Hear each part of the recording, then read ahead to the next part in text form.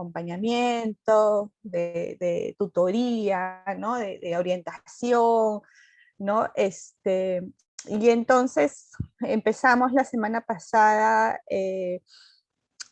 hablando o reflexionando sobre esto, ¿no? Entonces, en esta semana vamos a conversar un poquito sobre el desarrollo de la unidad 2, que tiene que ver con el desarrollo eh, físico y cognitivo del niño y de la niña, ¿no? En el caso de lo físico, como ustedes habrán podido leer en el material, está más relacionado a un tema del desarrollo, la evolución del cerebro, que está estrechamente relacionado, valga la redundancia, con el desarrollo cognitivo, ¿no? Entonces, esto, ¿no? Igual decíamos la semana pasada o las semanas anteriores que conocer sobre el desarrollo de los niños y las niñas en sus diferentes dimensiones nos permite hacerle un seguimiento, si se quiere un acompañamiento a los procesos regulares y estar atentos y atentas a aquellos procesos que de pronto se están presentando de una forma distinta para poder derivar, para poder hacer las consultas del caso, para poder mirarlo desde una multidimensionalidad, reconociendo que la evolución, el proceso de desarrollo humano es multidimensional, decíamos la sesión anterior también, ¿no? Entonces, sin embargo, si bien tenemos todos digamos, esta mirada, digamos, de cómo se va a desarrollar la sesión de hoy, nos habíamos quedado pendientes con un video que sí me gustaría que podamos conversar y discutir un poco en torno a las reflexiones que surgieron en función del video que vimos de José Antonio la semana anterior. Ya les estoy proyectando los acuerdos, las normas para una mejor organización, ¿no?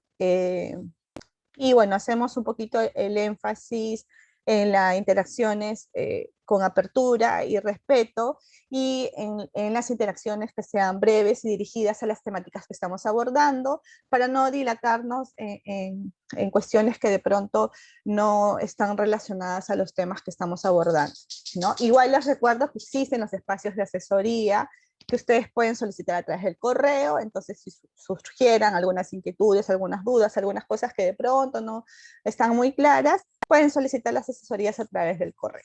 ¿Okay? Rocío, ¿estás con la mano levantada? Sí, me hizo una consulta. No sé si usted nos puede brindar estos PPTs que me parece muy interesante, que resumen todo el material, o subirlos a la plataforma, estimada, si sería Sí, sí, conveniente. no tengo ningún problema yo en compartir Muchísimas gracias, información. Miss. Si Gracias, Miss. están interesados, por supuesto que sí lo puedo compartir. Ok. Gracias, Miss. A ti, Rocío, gracias. Listo. Entonces, habíamos cerrado la sesión de la semana pasada viendo este video de José Antonio Fernández, ¿no? Que es un video, digamos, divertidísimo, pero también con muchos, con muchos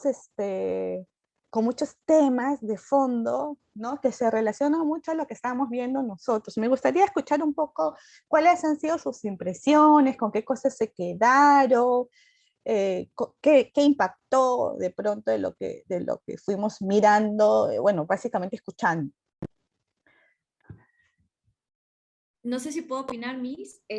Claro, claro que sí, Rocío. Este video y el video que también nos ha enviado a la plataforma, sumamente muy Mm, importante, muy bonito, muy interesante, sí, cómo hacen esa mirada educativa que tienen en la actualidad gracias a las investigaciones que día a día la ciencia va avanzando y gracias a todos estos pioneros, digamos, de la educación, pioneros que pudieron dar su granito de arena en cuestión de la historia para poder nosotros tener una visión pues totalmente distinta, ¿no?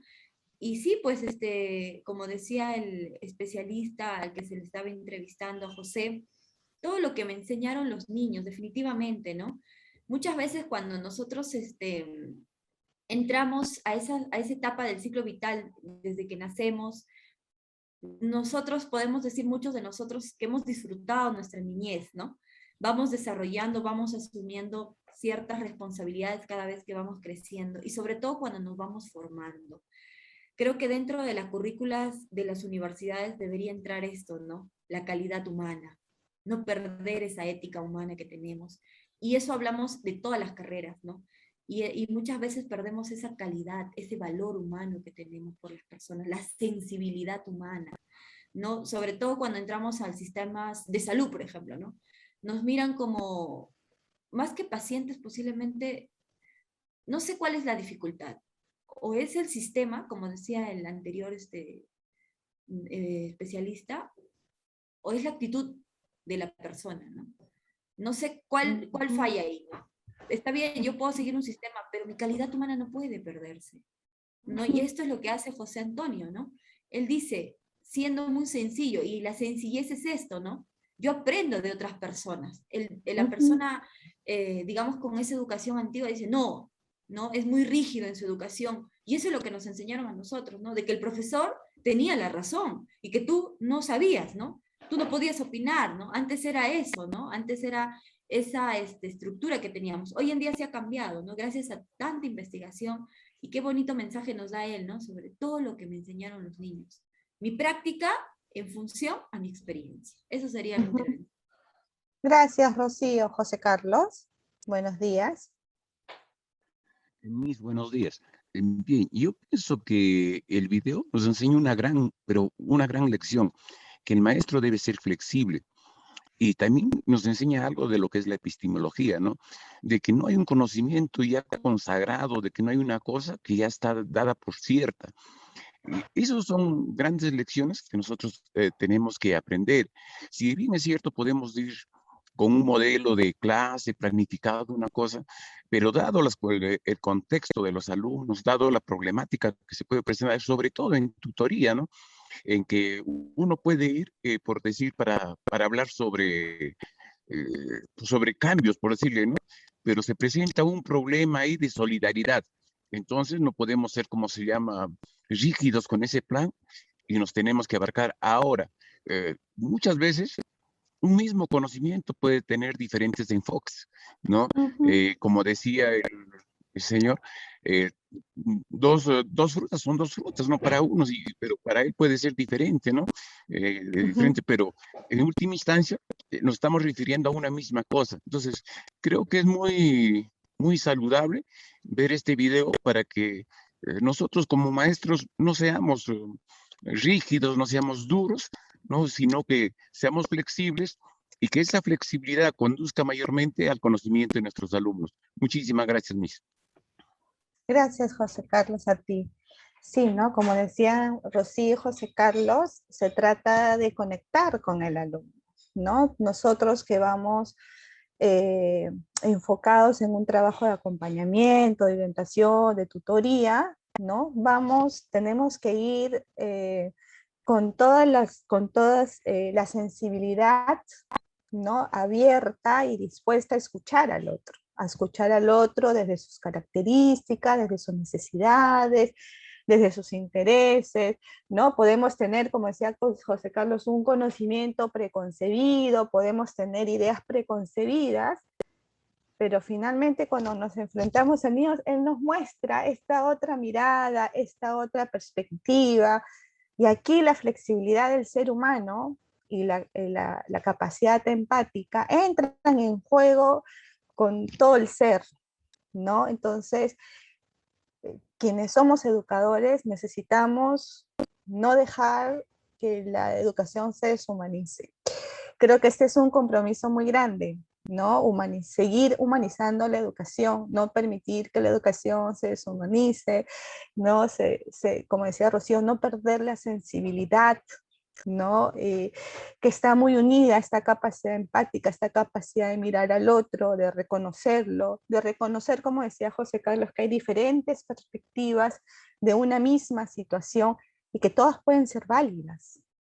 Desde la experiencia de uno, para mí esto es válido, para ti esto es válido. Entonces, si se trata de conciliar, entonces pongamos sobre la mesa pongamos sobre la mesa, discutamos, reflexionemos y lleguemos a acuerdos, ¿no? Y esto es lo que se hace con los niños y con las niñas desde los espacios del aula. Discutir, mirar una situación, un problema desde diferentes perspectivas, ¿no? Analizarlo, reflexionar sobre eso, sacar conclusiones. Y si ese es el trabajo, los maestros los hacemos desde las diferentes instancias en que estamos, no solamente desde el aula, lo hacemos con los padres de familia, lo hacemos con los colegas, con los directivos. Entonces, todo el tiempo nosotros estamos en este rol de negociador, entre comillas, ¿no? En donde vamos poniendo nuestras ideas, nuestros pensamientos, nuestros conocimientos a disposición, pero con la apertura de poder escuchar al otro. No sé si alguien más quiere comentar sobre este video o como hizo Chío, de repente comentar también sobre el video de inicio del módulo, que también es un video súper bonito. Es un video largo, pero es súper bonito, súper interesante. Hay una participación también por el chat, Miss. Ay, disculpan, como estaban poniendo las asistencias, no estaba mucho mirando el chat, perdón. Gracias, Rocío. Me gustó ese primer video, el siguiente mensaje. Tengo que ponerme en el lugar del niño, pensar qué ven ellos, cómo lo ven. Disculpen, estoy leyendo para mí y no estoy leyendo para todos. Me gustó ese primer video, el siguiente mensaje. Tengo que ponerme en el lugar del niño, pensar qué ven ellos, cómo lo ven, considerar cómo aprenden ellos, antes de lo que yo como profesora creo que ven o entienden o considero qué es lo que quieren o qué es lo que tienen que aprender y cómo. Gracias, Yuri. Sí, ¿no? Qué profundo además, ¿no? Y esto es lo que decíamos un poco las semanas anteriores cuando decíamos, hay que conocer al niño, hay que conocer su contexto, hay que conocer sus características, sus intereses, hay que partir. Tenemos estos marcos referenciales respecto al desarrollo, ¿no? Pero el ambiente, el contexto familiar, el contexto comunal también influyen en la constitución de este ser y en la toma de decisiones de este ser. Entonces, para comprender las actitudes, las aptitudes del niño y de la niña, hay que conocer, ¿no? ¿Qué es lo que, dentro de los parámetros del desarrollo, en dónde está ubicado, ¿no? ¿Cuál es su contexto? ¿Cuál es su historia? Para poder entenderlo, para poder comprenderlo y ponerse en el lugar y poder atenderlo desde lo que él necesita y no desde lo que el adulto cree que el niño necesita. Yuri.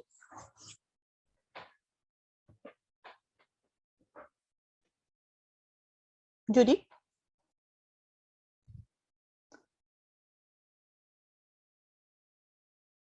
Ahí ya no. No, Yuri. José Carlos, ¿estás con la mano levantada o se quedó levantada?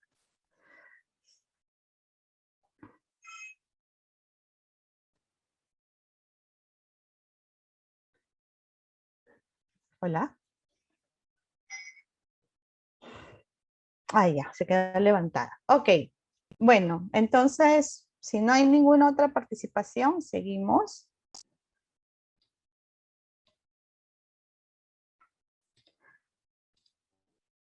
Bien, les decía yo al inicio de la sesión que hoy día íbamos a revisar un poco, básicamente la intención de estas sesiones no es entrar mucho a mirar contenido, porque el contenido lo vamos desarrollando de manera autónoma, pero sí de ir generando reflexiones que nos ayuden a integrar lo que vamos leyendo, en lo que vamos profundizando, que nos ayuden a integrar eso con nuestras prácticas como dentro de la docencia o como orientadores.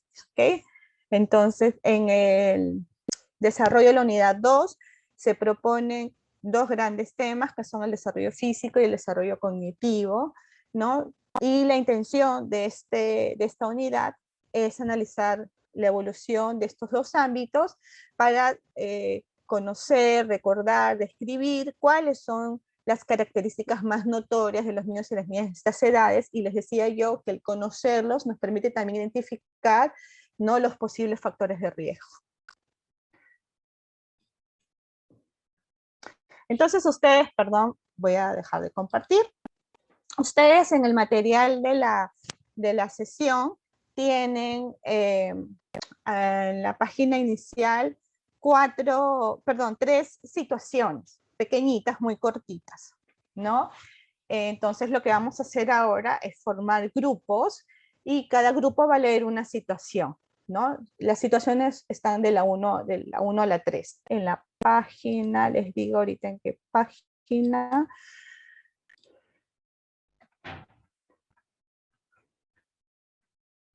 Página 35, Miss. Gracias, sí, me estoy retrocediendo. Y así, página 35, efectivamente, muchas gracias. En la página 35, ¿sí? Entonces hay como cuatro preguntas, digamos, pero nosotros vamos a trabajar con las 3 situaciones. Entonces vamos a formar 6 grupos, ¿ya? Los grupos 1 y 4 van a desarrollar o van a reflexionar en torno a la situación 1, los grupos 2 y 5 en torno a la situación 2, y el grupo 3 y 6 en torno a la situación 3, ¿no? ¿Cómo sabemos qué grupo somos? Por el número de sala. Entonces vamos a tomarnos unos 10 minutos y volvemos a la sala general, compartimos la situación y dialogamos en torno a las reflexiones que ha hecho el grupo. ¿Alguna pregunta?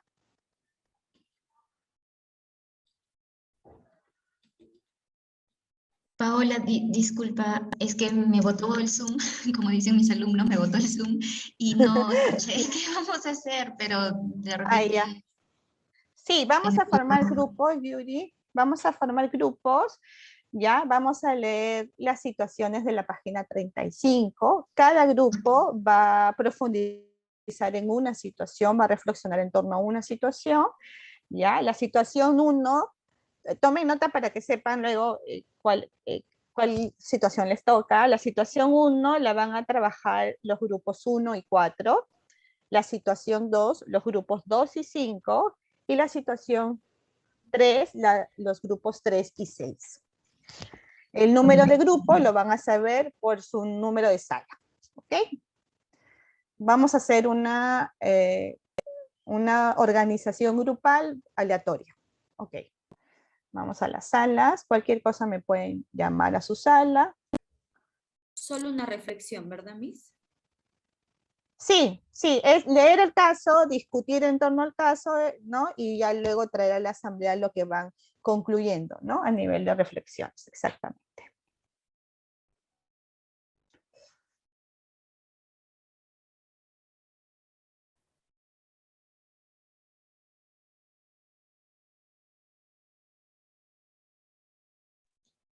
Bien, ¿cómo les fue?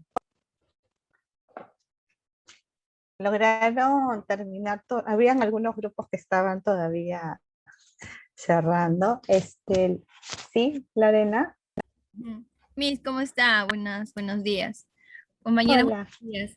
Em, Creo que en el caso que nos tocó con mis compañeras, podemos llegar a una conclusión muy importante, ¿no?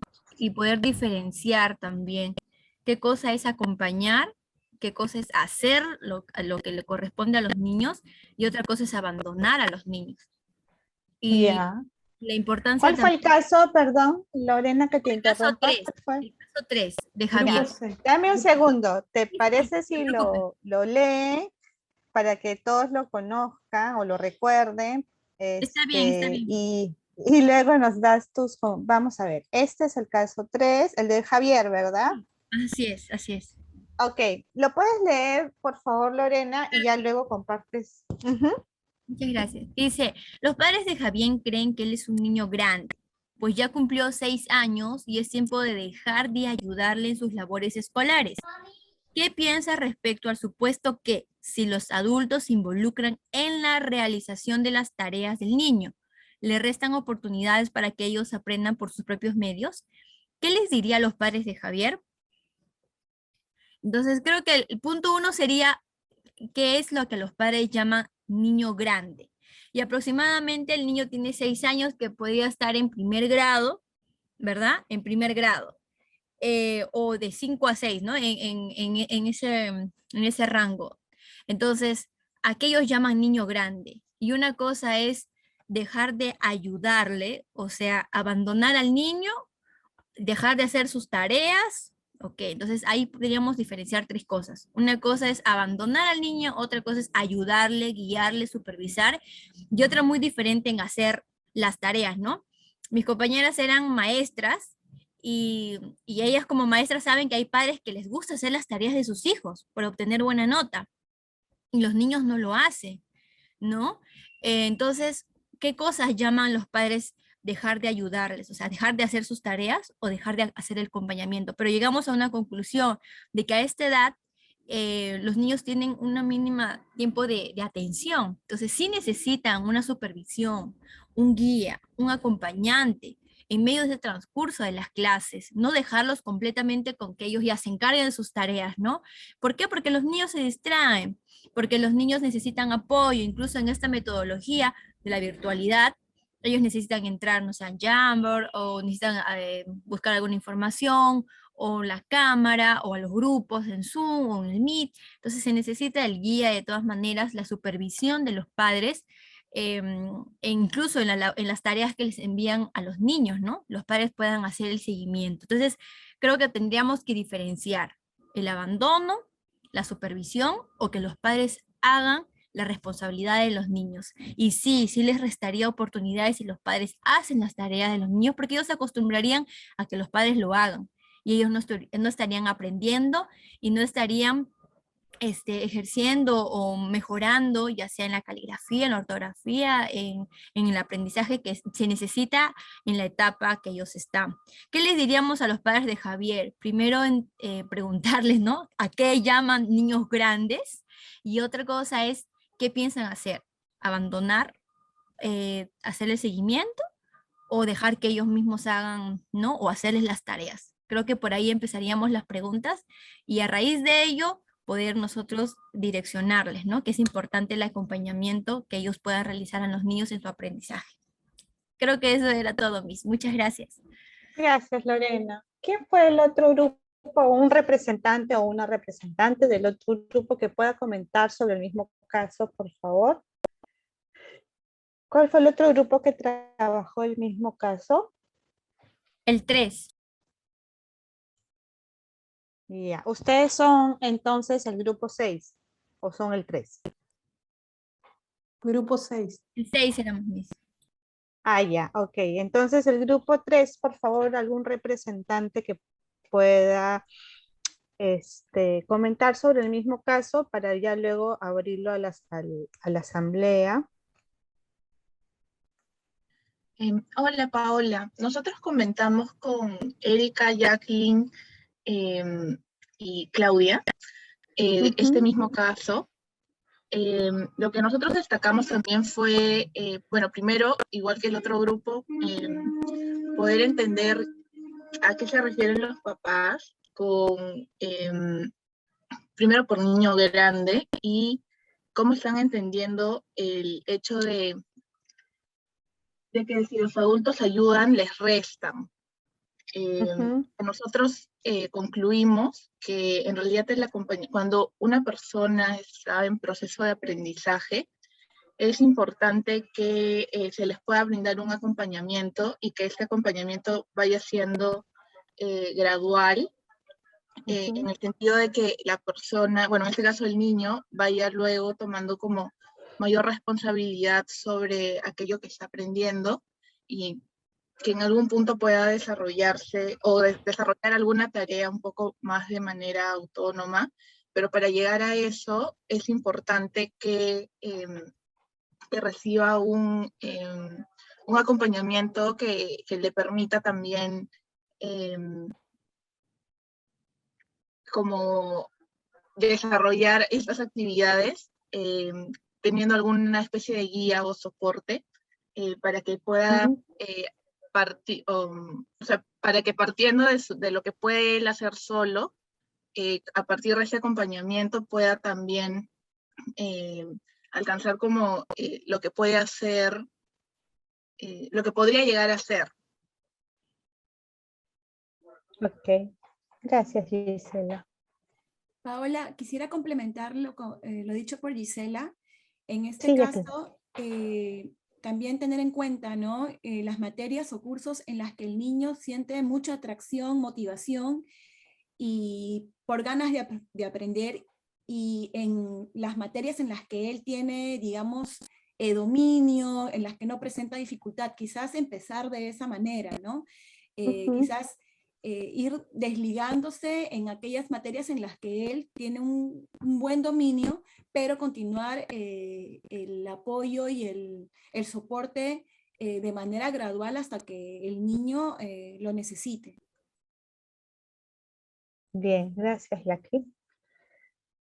Bueno, entonces en el grupo general, en los otros grupos, ¿hay alguien que quiera comentar respecto a lo que han reflexionado sus compañeros en los otros grupos? O sea, sus compañeros de los grupos 3 y 6.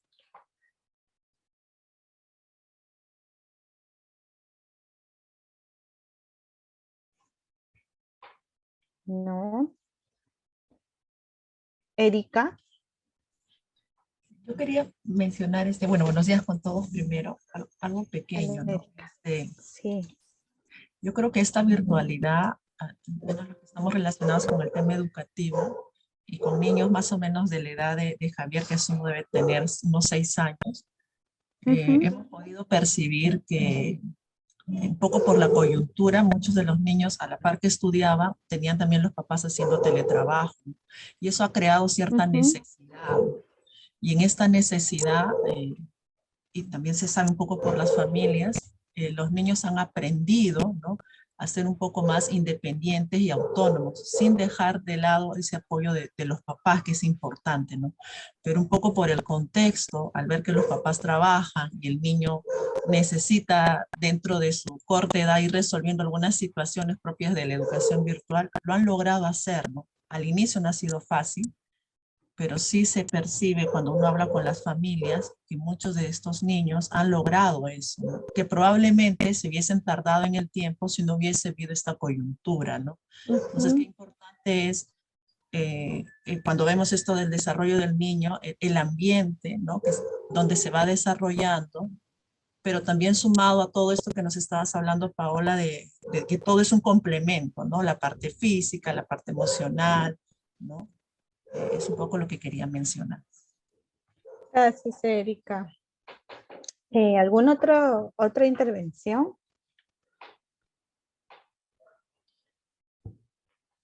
Leslie dice a través del chat que muchas familias, sobre todo los madres y padres que no han terminado primaria o secundaria, tienen dificultades para acompañar las tareas de sus hijos. Es una realidad a tener en cuenta. Sí, bueno, voy a un poco en función de las intervenciones que han hecho ustedes. Doris, ¿quieres participar? Ok. Sí, quería comentar. Sí, sigue tú. Quería comentar, perdón. Estoy haciendo memoria, creo que es María Montessori quien menciona y nos habla de los periodos sensitivos, ¿no? Sí, entonces es importante tomarlos en cuenta porque los periodos sensitivos nos dicen qué es lo que pueden lograr los niños de acuerdo a la edad que tienen, ¿no? Y también, bueno, de acuerdo a las etapas de desarrollo según el autor que sigamos, ¿no? Es muy importante comunicar estos periodos a los padres para que ellos sepan hasta dónde tienen que acompañar. Si bien es cierto, el acompañamiento de los padres es muy importante, pero también cómo los voy acompañando y cuánto lo voy acompañando, con cuánto de mi tiempo, de mi espacio, puedo ir acompañando. Un niño de 6 a 7 años ya puede haber trabajado todo lo que se refiere al orden, la organización, y el acompañamiento se entiende no como la realización de sus tareas, sino la orientación y la supervisión. Es muy importante enseñarles a los padres de familia cómo deben ellos enseñar. Siempre se dice, no hay escuela de padres, efectivamente, pero nosotros los docentes, para poder ayudar a nuestros estudiantes, a nuestros niños, es el cómo, ¿no? Modela tú, hazlo tú, sé ordenado, pero no le enseñan a ordenar, y eso ocurre mucho. Sé organizado, no les enseñan cómo deben organizar. Pon tus cosas de acuerdo a lo que se refiere en matemática, que le enseñas a clasificar. Ok, relaciónalo con su día a día. Enséñale a clasificar sus medias, sus polos. Entonces, según eso, vamos enseñando, según los periodos sensitivos, vamos enseñándole a los padres y a los niños cómo pueden ir trabajando. Un niño de 8 años, por ejemplo, ya puede haber desarrollado todo lo que se refiere al valor del orden, de la obediencia, de la sinceridad, ¿no? Y así poco a poco vienen otra serie de valores que pueden ir desarrollándolo, ¿no? Quería mencionarlo porque yo lo trabajo de esa manera, ¿no? El orden es tan importante en la primera etapa que se debe mencionar en los padres, porque luego un niño desordenado en su vida es más complicado ser ordenado en lo que exprese, en sus escrituras, producciones escritas, ¿no? Ahí tú ves que este niño no tiene organización en su vida diaria. Gracias, Oli, por Gracias. tus aportes. Gracias. Bien, han dicho cosas súper interesantes, ¿no? Voy a tratar un poco de sintetizar para quedarnos con algunas ideas. Digamos, todas han sido válidas, ¿no? Pero vamos a ir como aterrizando en algunas ideas puntuales. Una cuestión muy interesante y muy importante es que podamos partir por saber qué es lo que piensan los padres de Javier respecto a lo que es un niño grande, ¿no? O sea, de pronto nos pueden decir, no, lo que pasa es que nosotros antes hacíamos todo por él, no sé qué, no sé cuántos, pero ahora ya vemos que ya creció, para nosotros el que esté grande significa que puede hacer más cosas por sí mismo. Ok, digamos que el enfoque de la familia no está del todo, no está mal, ¿no? No es incorrecto, ¿no? Pero podemos por ahí ajustar y orientar a partir de hacer algunas precisiones de en qué momentos acompañamos y como decían ustedes, en qué momentos acompañamos, cómo acompañamos. Acuérdense que la autonomía o el desarrollo de la autonomía, el hacer por sí mismo, no significa hacer solo, ¿sí? Los niños van pasando, los niños, los púberes, los adolescentes, van pasando por diferentes etapas en su desarrollo, ¿no? En donde las tareas, las habilidades, las competencias que van adquiriendo se van complejizando, ¿no? Y el apoyo o el acompañamiento puede tener que ver solamente con decirle, yo estoy aquí, yo te acompaño desde aquí, y eso seguriza al niño emocionalmente y eso lo ayuda a ajustarse ante algunas situaciones y lanzarse, ¿no?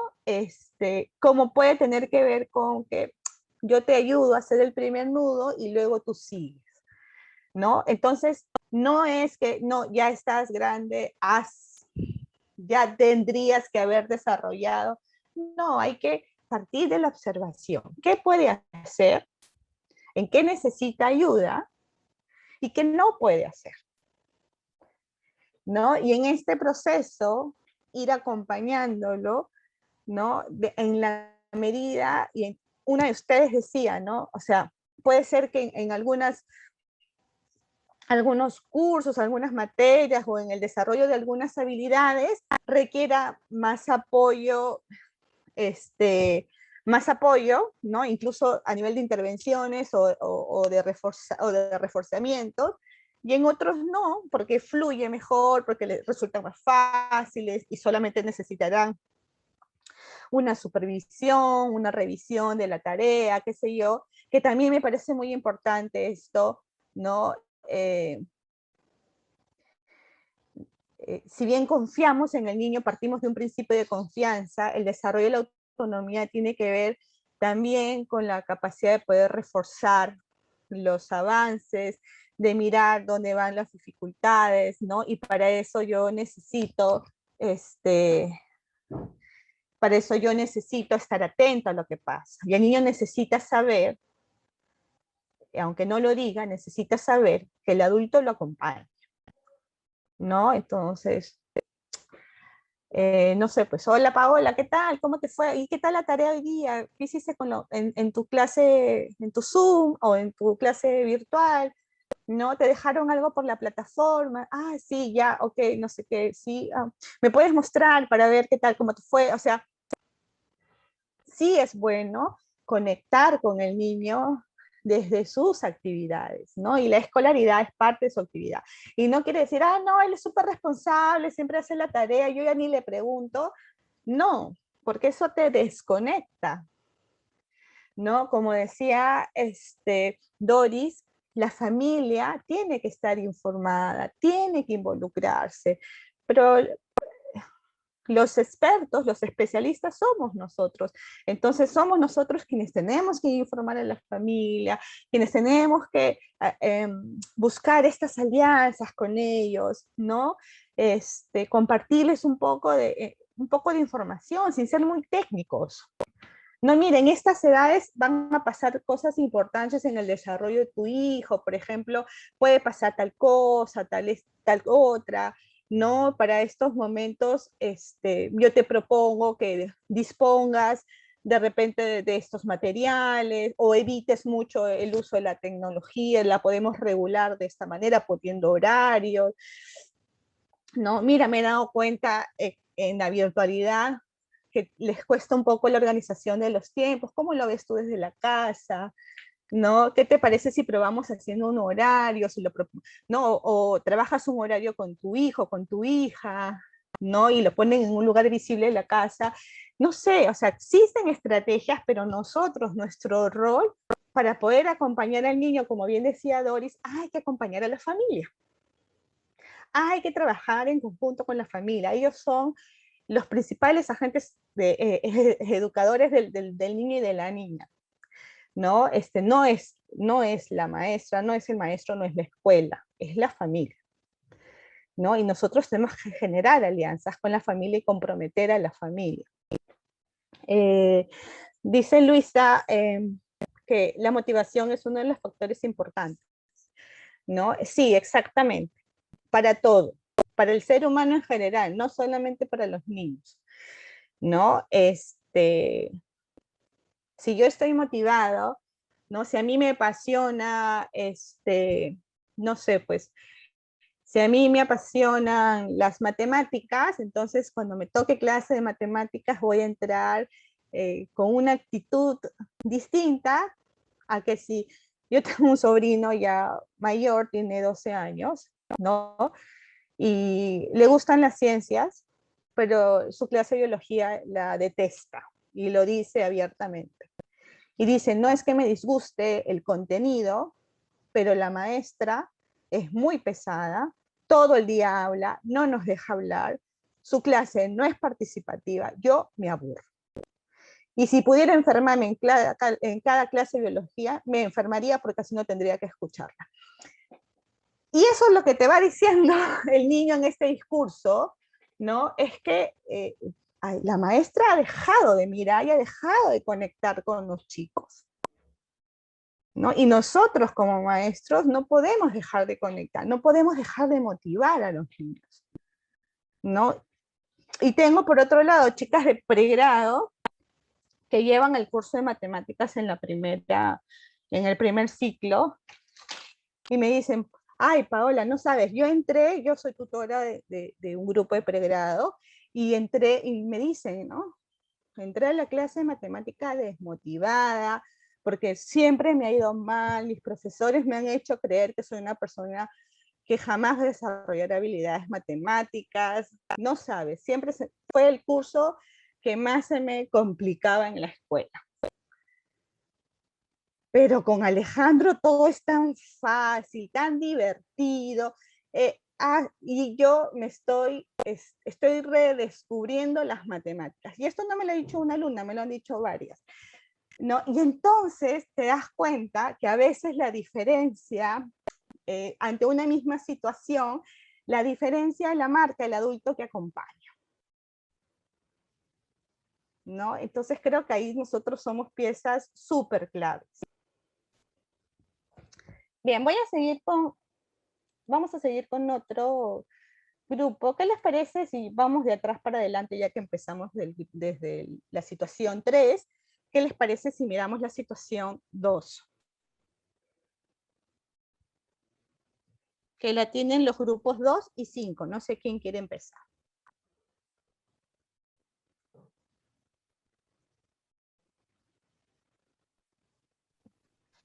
Miss, buenos días. Hola. Ya, Sí, adelante, Carlos. José Carlos. Bien, esperaba que lo otro, pero bien, Miss, nosotros hemos agarrado el siguiente tema. María es una niña de 6 años con mucha habilidad para aprender. Sin embargo, constantemente sus maestros le hacen la observación a la tutora de que ella se distrae con mucha facilidad. No deja de moverse en la silla y o se recuesta constantemente sobre la carpeta. ¿Cuáles son las hipótesis respecto al caso de María? Entonces, Miss, para poder nosotros plantear una hipótesis ahí, hemos tenido que leer la lectura que usted ha dejado. Y a partir de eso, nos hemos planteado una hipótesis con 3 variables, ¿no? Y en el sentido siguiente, hemos visto la posición que tiene Jean Piaget, que manifiesta que para que la persona se desarrolle en la cuestión del conocimiento, tiene que tener cierta edad cronológica o edad, o cómo le puedo decir, a partir de cuántos años tiene, ¿no? Entonces, en función a eso, tiene ciertos conocimientos y tal vez ella puede ser mayor que los demás chicos, entonces hay adelantado su conocimiento y entonces al escuchar el trabajo que están haciendo, ella se siente un poquito, o sea, sabe, ¿no? Se siente un poquito aburrida porque ella ya sabe eso, esto. O puede ser también partiendo del enfoque de Vygotsky, ¿no? Que su zona de desarrollo de María ya está más desarrollado que los demás, ¿no? O sea, su interacción con la sociedad, con sus hermanos, con su familia, ha hecho que esta niña aprenda mucho más del resto. Y llegado a la clase, ella sabe, ella conoce, ¿no? Pero como se siente que ya ella conoce, entonces entra una especie de aburrimiento y comienza a moverse, comienza a hacer distraerse, ¿no? Pero eso no quita que la chica no sepa. Y la otra hipótesis que nos hemos planteado en función a los estilos de aprendizaje es como se llama que tal vez su estilo de aprendizaje es diferente a lo que ellos están haciendo, entonces eso puede ser lo que sucede, ¿no? Entonces, esas cosas, esas tres variables nos hemos planteado en nuestra hipótesis en función a la lectura que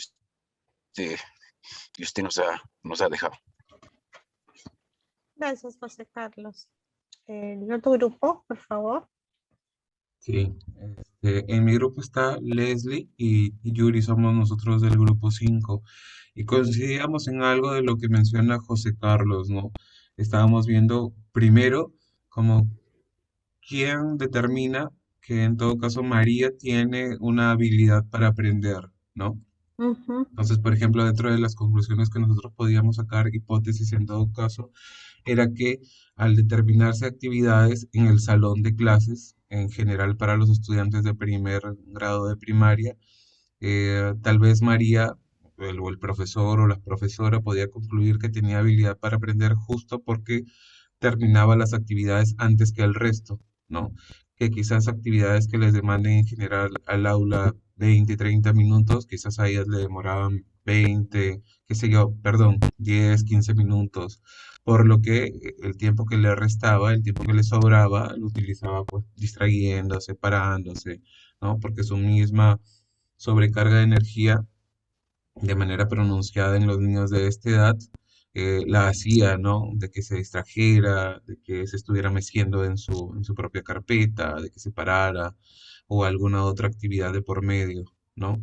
Entonces, más o menos por ahí iba nuestra observación. Nosotros veíamos también probabilidades y decíamos, tal vez la profesora o los profesores en general podían determinar actividades como motoras, lo cual les hiciera gastar energía en una primera parte de la clase y luego ya poder tener un poco a los niños un poco más centrados. Como también por el otro lado el hecho de designarle, como mencionó Leslie instrucciones, ¿no? Una manera de cómo eh, comportarse, qué hacer en todo caso cuando termine sus actividades que se han designado de manera general para el aula. Y más o menos por ahí iban nuestras orientaciones. No sé, Yuri también tenía sus perspectivas con respecto a esto. No sé si quisiera también aportar con respecto al caso. Gracias, Gracias, Celso. gracias, Edson. Sí, Yuri. Sí, Paula, no, bueno, esto que fue interesante el grupo, creo, porque cada uno dio un aporte, ¿no? También, Leslie. Una cosa que veíamos también era que es importante, ay, disculpen, es importante plantear retos más complejos quizás para María, ¿no? Considerando que si los profesores están viendo que ella se distrae, no deja de moverse, ¿no? Necesita más actividad, ¿no? Más dinamismo quizás, y ahí sería bueno presentar estrategias pedagógicas que apelen más a eso, ¿no? Que sean mucho más activas, dinámicas, no tan monótonas, no tanto de estar sentaditas sin moverse, ¿no? Además por la edad que tiene. Eh, Eso por un lado, ¿no? Y por otro lado, otra cosa que pensaba también que les aportaba era que la tutora creo que sí tendría que conversar con los papás, ¿no? Conversar con los papás para ver si es que se trata de alguna cosa también coyuntural, ¿no? Que esté pasando por algo en casa, en familia, que esté quizás afectando su atención, su concentración en clase, ¿no? Pero que por otro lado nos parecía, entre comillas, normal, ¿no? Que teniendo la edad que tiene, se inquieta, ¿no? Es así como en general. Ok, gracias, Yuri. ¿Algún otro compañero de los otros grupos de pronto que quieran aportar al caso?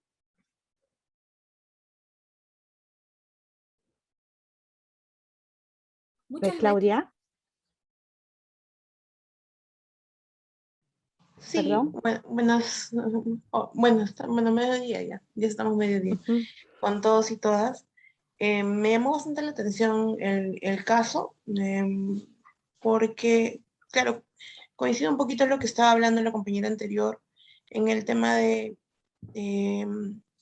quizás es algo que sucede por algún momento, ¿no? Algunos chicos, ahora justo en temporadas de pandemia, han tenido que cambiar su ritmo de estudio, han tenido que acompañar a sus papás a su trabajo, por ejemplo, especialmente los papás que trabajan en mercados, en lugares públicos de atención al cliente. Entonces, claro, en clase están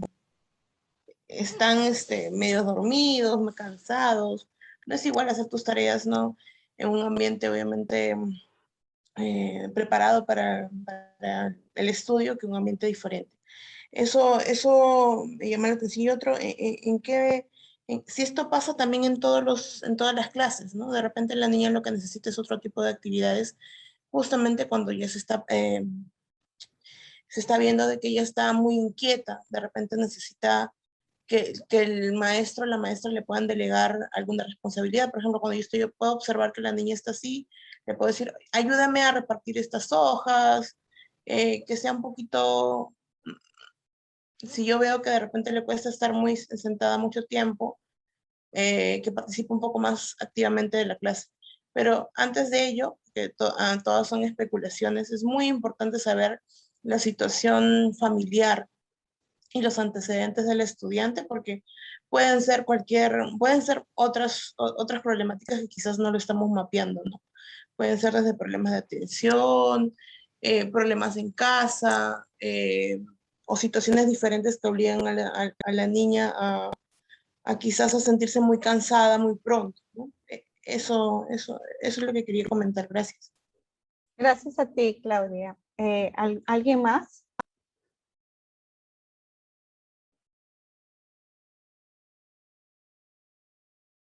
Bien, entonces sobre este caso, un poco lo que ustedes han ido mencionando, ¿no? Gira en torno a que efectivamente cuando hablamos de desarrollo y cuando hablamos de conductas o de actitudes que llaman nuestra atención, hay que mirar, decíamos también en el caso anterior, hay que mirar la historia, hay que mirar el contexto, hay que mirar los cambios en las rutinas, ¿no? A nosotros nos ha pasado, en mí, en la experiencia de aula, yo la mayor parte de mi carrera he trabajado en aula, me encanta el aula,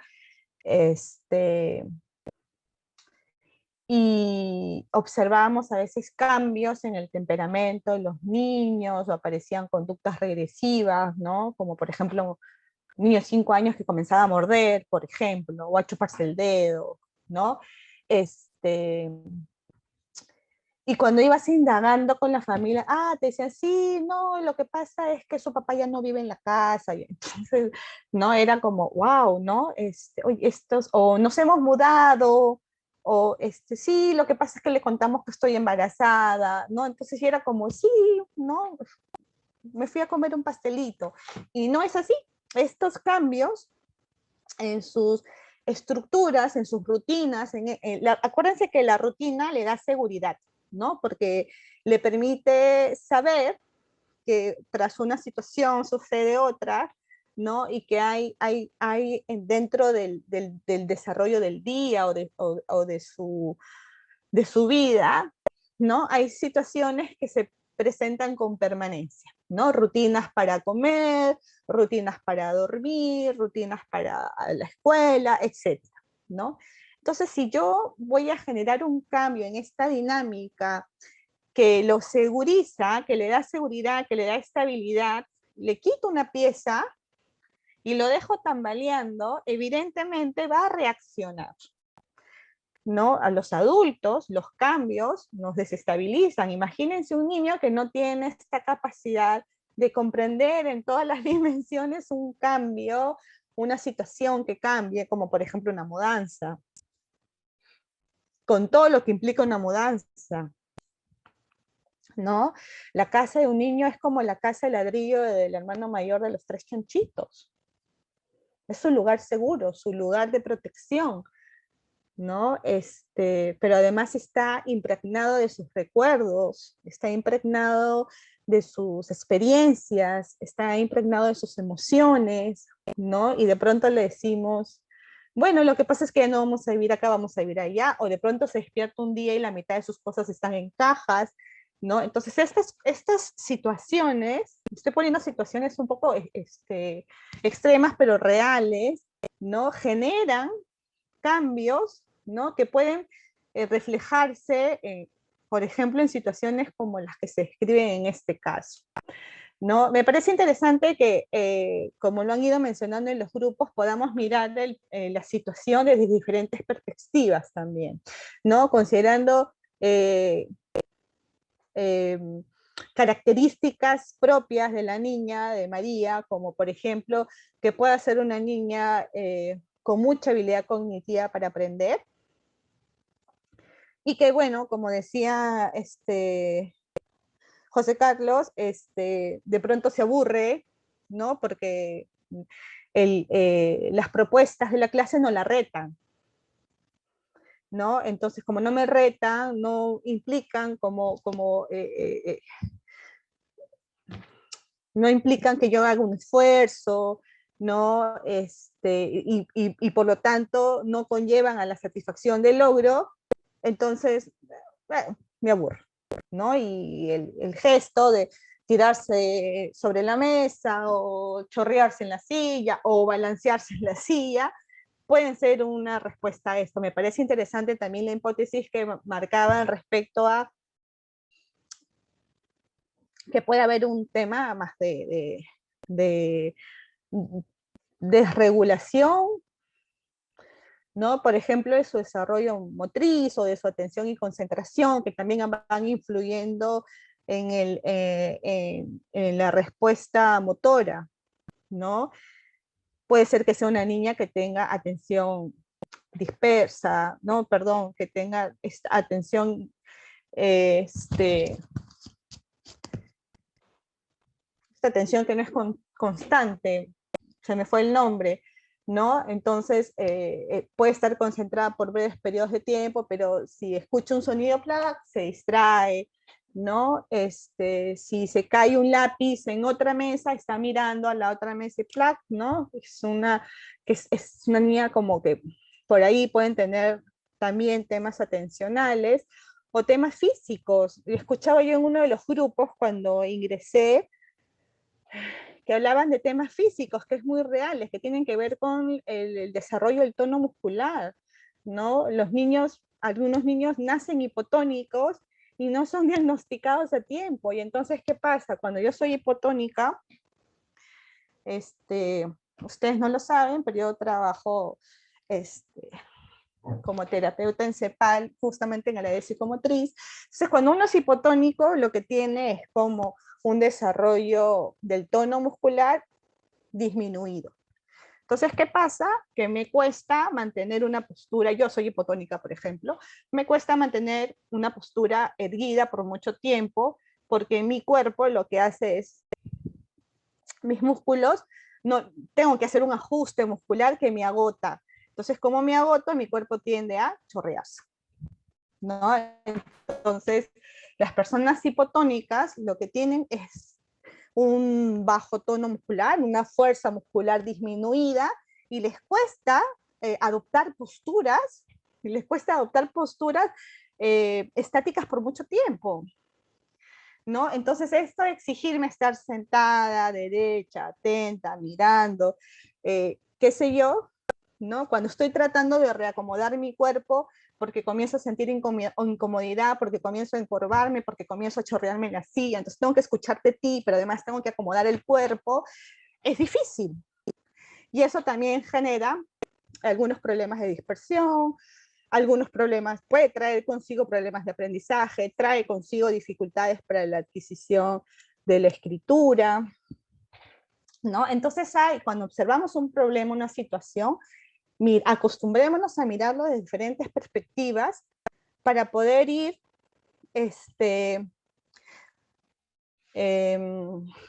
atacando entre comillas las posibles hipótesis, ¿no? Como han hecho ustedes ahora. Tengo una serie de hipótesis, entonces voy a ir atacando una por una para ver cuál es la que más se acerca o cuál es la que me puede llevar a la resolución de la dificultad. Perdón, hay una participación en el chat.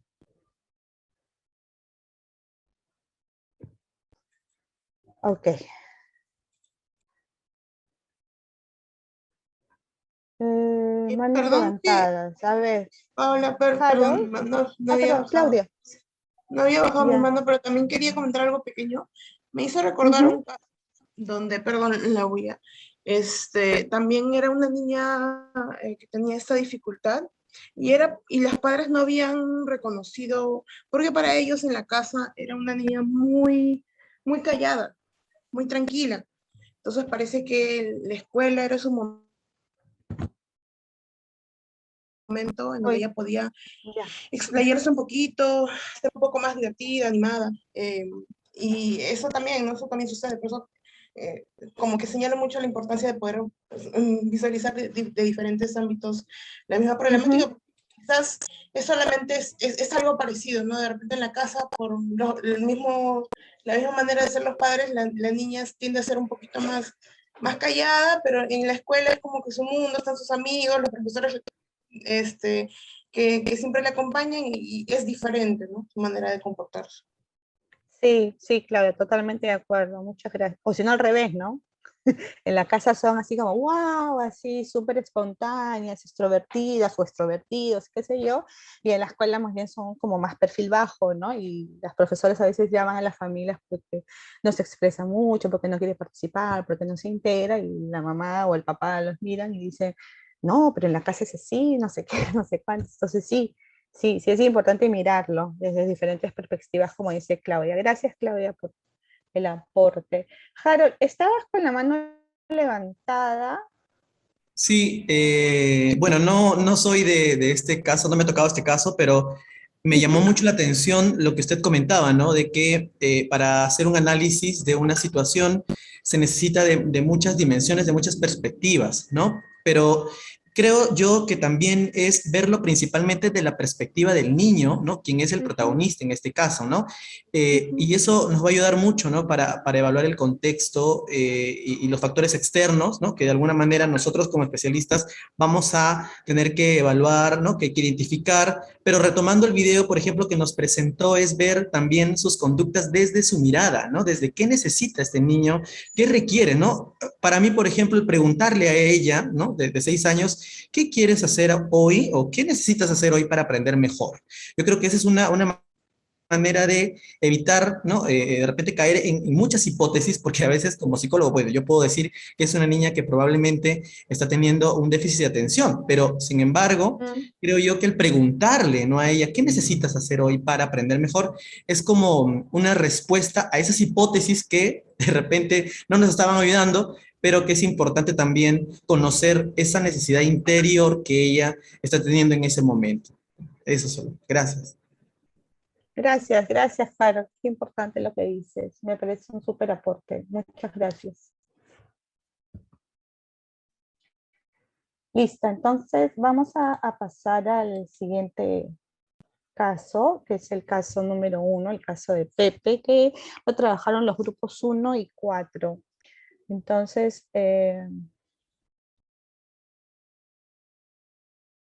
¿quién quiere empezar?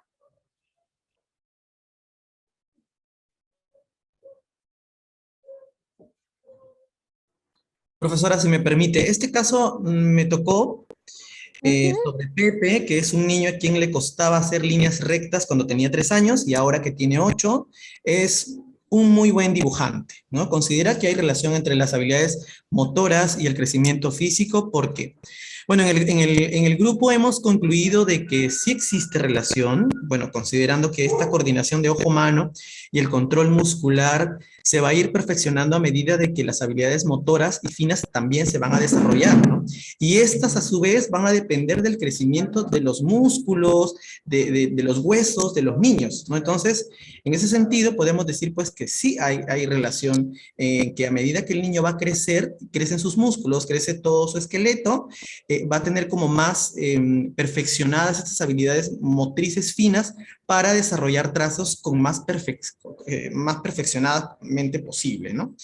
En ese sentido, también discutíamos que, por ejemplo, un niño de inicial que está en 3 años, ¿no? 4, probablemente estas líneas van a no ser muy precisas, no van a tener como esta direccionalidad casi perfecta, ¿no? Porque lógicamente pues están todavía en pleno desarrollo de sus músculos, ¿no? De su motricidad fina, y que esto lo van a hacer en elementos muy, muy grandes, ¿no? De repente estos trazos, al ser muy grandes, en papeles muy grandes, utilizando plumones gruesos totalmente, esto va a conducir a que cuando ya vaya creciendo, pues el niño, aparte de desarrollar su motricidad fina, motricidad gruesa, estos movimientos se van a ir como que también afinando, ¿no? Y por ende, estos trazos como que van a ser más precisos y casi perfectos.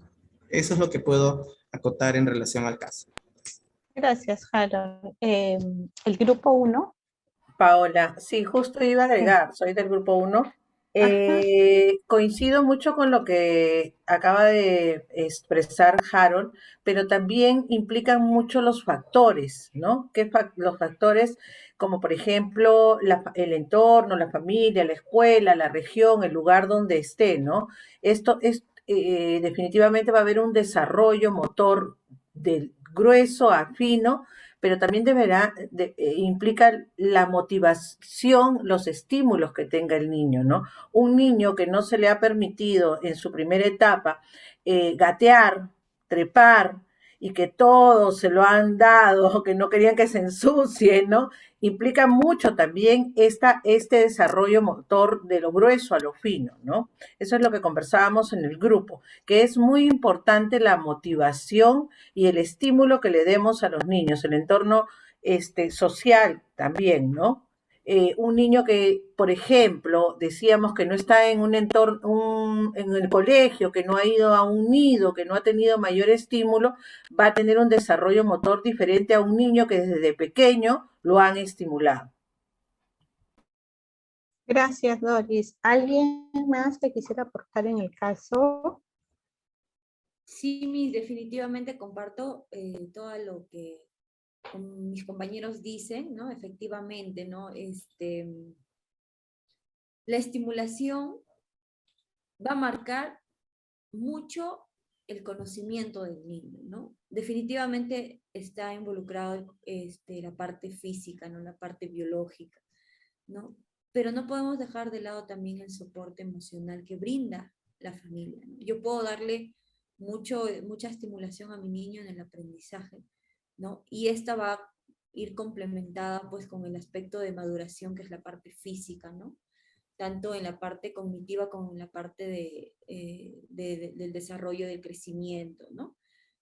Pero si no hay ese soporte emocional, no hay esa buena autoestima, definitivamente este conocimiento va a ir decayendo, ¿no?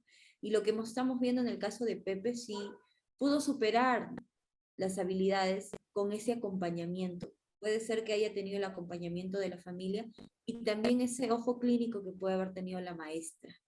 Si un profesor, un maestro o una docente, sea de inicial, primaria y hasta involucra a los de secundaria, tenemos ese ojo clínico y esa mano amiga de poder brindar ese soporte, el estudiante puede lograr cumplir con los objetivos plasmados en el sistema educativo.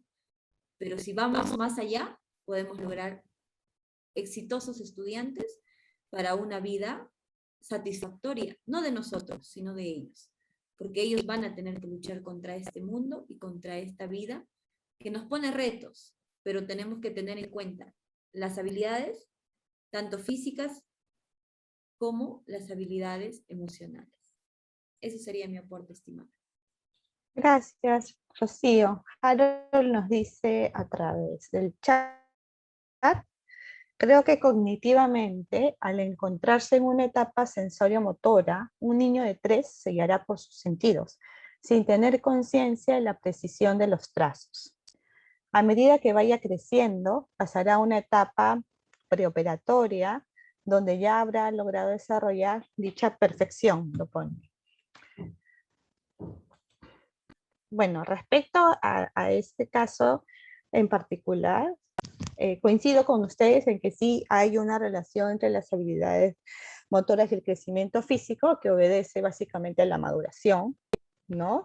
Venimos con una carga genética, pero también nuestro cuerpo, nuestros órganos, nuestro cuerpo va madurando, ¿no? Y vamos preparándonos y estando listos, entre comillas, para desarrollar ciertas habilidades, destrezas, ¿no? La precisión en los trazos es una de ellas, ¿no? Y esto obedece a cuestiones que se han investigado desde hace muchos años, como las leyes de maduración neurológica, ¿no? La cefalocaudal y la proximodistal, ¿no? Que establece que el desarrollo del ser humano, el desarrollo motriz del ser humano, el desarrollo neurológico se da desde la cabeza hacia las extremidades, hacia abajo y hacia el tronco, y desde el tronco hacia las extremidades, ¿no? Y que en un principio, además, nuestros movimientos van a ser como más gruesos, más torpes, entre comillas torpes, ¿no? Y que poco a poco vamos a ir adquiriendo mayor destreza y, lo que dice Harold, mayor precisión, ¿no? El desarrollo y la habilidad de la motricidad fina es una de las habilidades motrices más complejas que hay dentro de la evolución del desarrollo de la motricidad, ¿no? Por otro lado, es importante también considerar lo que mencionan ustedes respecto a la estimulación, ¿no? No como una estimulación adiestramiento, sino una estimulación natural, ¿no? Es darle al niño esta posibilidad de explorar, ¿no? Esto que también decía Harold respecto a la experimentación desde lo sensorial, ¿no? De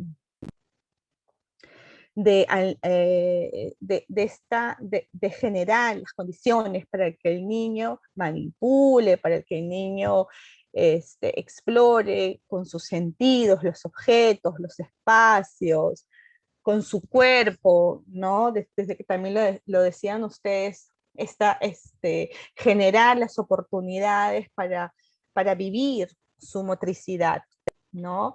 Y no limitarlo, ¿no? Por ejemplo, yo, particularmente, soy enemiga de los andadores. Para mí los andadores limitan la libre exploración del niño, ¿no? Porque además de porque no terminan de tomar conciencia de sus límites corporales, ni de su equilibrio, no le permiten tener un dominio real de su cuerpo, por ejemplo, ¿no?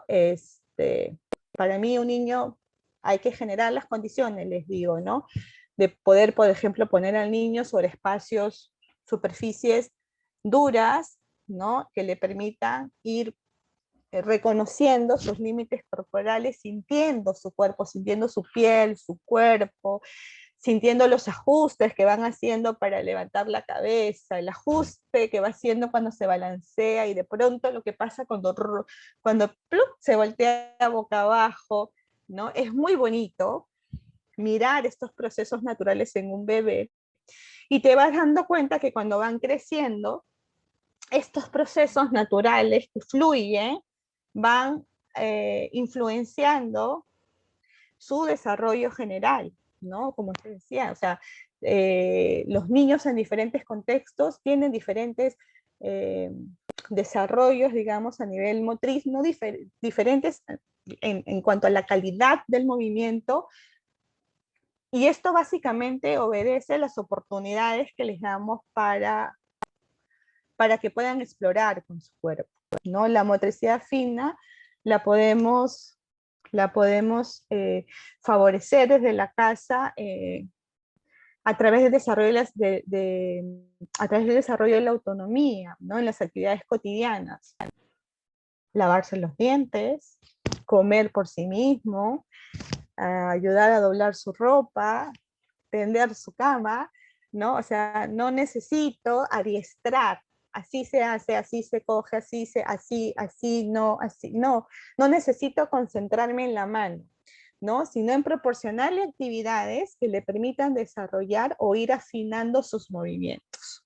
Que lo lleve desde lo más grueso cuando son chiquitos, desde lo más global hasta lo más específico, ¿no? Creo que por ahí vamos a lograr aprendizajes más significativos, ¿no?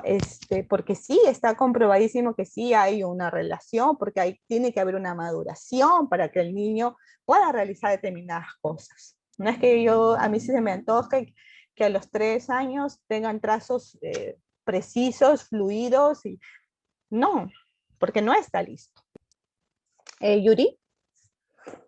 Sí, Paola, todo esto, sí, creo que sí, definitivamente hay esta relación, pero todo esto me hace pensar en una cosa que veo mucho aquí en la zona donde vivo, que es a las afueras de Huaraz, en el callejón de Huaylas. Es muy típico, digamos, pero yo soy nueva en la zona también, pero es muy típico que las mamás carguen, ¿no?, a sus hijos en las yik-yaks, que son estas mantas, ¿no?, a la espalda, y que también yo, la verdad que no tengo estudios sobre esto, pero observo, ¿no?, y digo, eso debe tener un montón de beneficios a nivel del vínculo afectivo, ¿no?, de madre-hijo, etcétera, etcétera. Pero cuando ya he visto a los chicos, a los niñitos entrando a inicial en el colegio, ¿no? Además que a veces las mamás no los mandan desde los 3 años, sino a partir de los 4 o los 5, y encima en pandemia, en la virtualidad, bueno, entre comillas, todo jugaba un poco en contra, pero sí me ha llamado la atención este tema, ¿no? Porque no soy profesora de inicial, ¿no? Pero, a ver, me queda como una pregunta, ¿no? ¿Qué pasa allí, ¿no? Porque, digamos, el niño, tomando el término tal cual, está creciendo físicamente, está desarrollándose, ¿no? Hay ciertas habilidades motoras que ahí amarradito realiza, porque además los cargan hasta muy grandes, no son solo bebés de meses, sino muy grandes, están en la espalda de la mamá. Y entonces, ¿qué pasa allí, no? O sea, ¿cómo, me surge la pregunta más por el lado de las profesoras de inicial, quizás, ¿no? ¿Cómo suplir toda esa falta que han tenido los niños de explorar, experimentar libremente, como bien mencionas, ¿no? ¿Cómo suplir? Porque luego, aparte, las mamás tampoco, la mayoría, ¿no? No todas, pero la mayoría, por la falta de formación también, ¿no? Porque muchas incluso no han terminado la primaria, etcétera, no saben, digamos, quieren, pero no saben cómo, ¿no? Desarrollar esas habilidades y los traen acá al colegio como profesora, aquí lo traigo, ¿no? Ayúdenlo, ¿no? Y sí veo esa torpeza, como digo, no soy profesora inicial, pero sí veo, perdón si lo digo así, ¿no? Esa torpeza, digamos, en los movimientos gruesos, incluso a la hora del correr, saltar, ¿no? Y que me imagino deben influir luego en todo esto, ya más en la coordinación motora fina, y vemos estas dificultades con chicos que les está costando un montón la escritura, pero además por todo el tema de la pandemia, ¿no? Eso. Ok. A ver, Doris, y luego paso a contestar. ¿Sí, Sí, Doris? no sé si contestando un poco a lo que dice Yuri, es mi aporte, pero, y tampoco es que tenga un trabajo hecho, pero mi experiencia en los primeros grados es justamente quizás la respuesta a Yuri, ¿no? Normalmente los niños que presentan torpeza motora en los primeros grados, cuando tú haces una anamnesis, comienzas a hablar con los padres, a indagar y a ir jalando hilos y llegas al momento de ¿y gateó? No gateó. Y lo sacabas al parque, ¿cómo hacías para cuando era pequeño? No salía mucho al parque y dejabas que juegue con el pastito, con las piedritas. No, no, nunca le permitían, nunca les permiten a los chicos hacer este tipo de actividades. Bueno, y en casa te ayudaba como tú bien lo has dicho, Paola, a doblar la ropa, a ordenar sus politos o hacer los bollitos de media. No, no, no tenemos una persona que nos ayude. Entonces, con mi experiencia te digo que a la larga, sí, efectivamente, los chicos que presentan dificultades motoras, torpezas motoras en primer y segundo grado, es porque justamente no han podido, sus padres, ¿no? Por este tema de querer protegerlos tanto, no los han ayudado a fortalecer sus músculos, ¿no? A tener este tono muscular tan importante que es para un niño fortalecerlo para poder lograr un proceso de escritura, sobre todo, ¿no? Y poder segmentar lo que es brazo, antebrazo, muñeca y poder llegar a este trazo motor fino, ¿no? Y por eso retrocedemos y comenzamos a hacerlos a Yuri a que hagan este tipo de actividades. Sobre todo en el caso acá en Lima, el pelar alverjitas, básico. Me acuerdo clarísimo que a una mamá le dije, mira, puede abotonar y desabotonar camisas. Estas actividades que son tan sencillas en la casa que lo van a ayudar. ¿Así? Siempre se sorprende, sí. Pelar alverjitas, la mamá todos los fines de semana compraba 1 kilo de alverjitas y lo hacía pelar alverjitas. Y hacer este tipo de actividades ayudó, Yuri, a que los niños o a mis niños, que en este tiempo de experiencia que tengo, puedan fortalecer sus músculos y puedan mejorar así su escritura, ¿no? Y tener mejores trazos más finos, que es lo que se busca. Gracias, Doris. Bueno, Nancy dice que cree que en situaciones como las que describe Yuri, cree que los músculos no se desarrollan correctamente cuando pasan esas situaciones.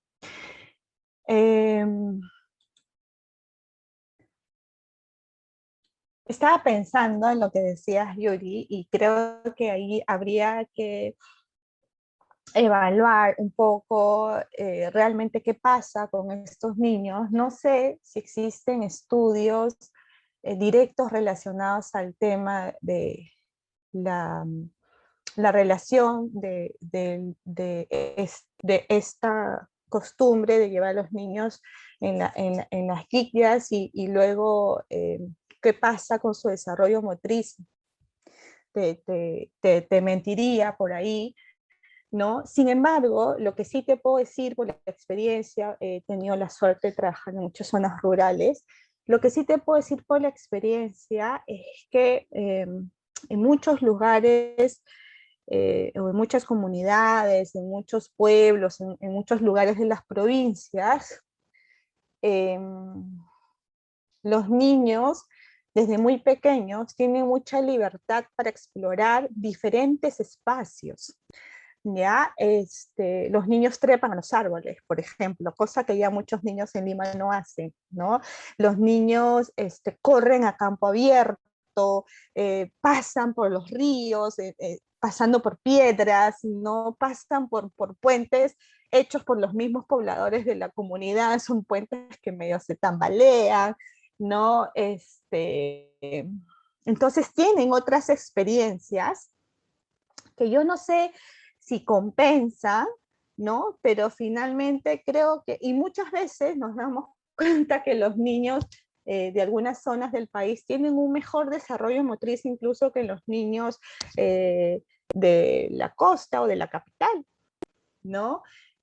Justamente porque tienen estas otras experiencias que nuestros niños, o que los niños más citadinos no necesariamente tienen o no necesariamente se promueven en estos ámbitos, ¿no? O sea, no lo voy a generalizar, no lo voy a decir que siempre es así, porque hay familias que sí lo hacen, ¿no? Pero en líneas generales sucede que en las ciudades por lo general no se promueven estos espacios en donde ellos puedan correr a campo abierto, o treparse a los árboles, o saltar sobre rocas o sobre piedras grandes, ¿no? O sobre escalar una montaña de sacos de papa, por ejemplo, que lo he visto y que es hermoso, ¿no? O balancearse en una llanta colgada de un árbol. O sea, son tantas experiencias que contribuyen al desarrollo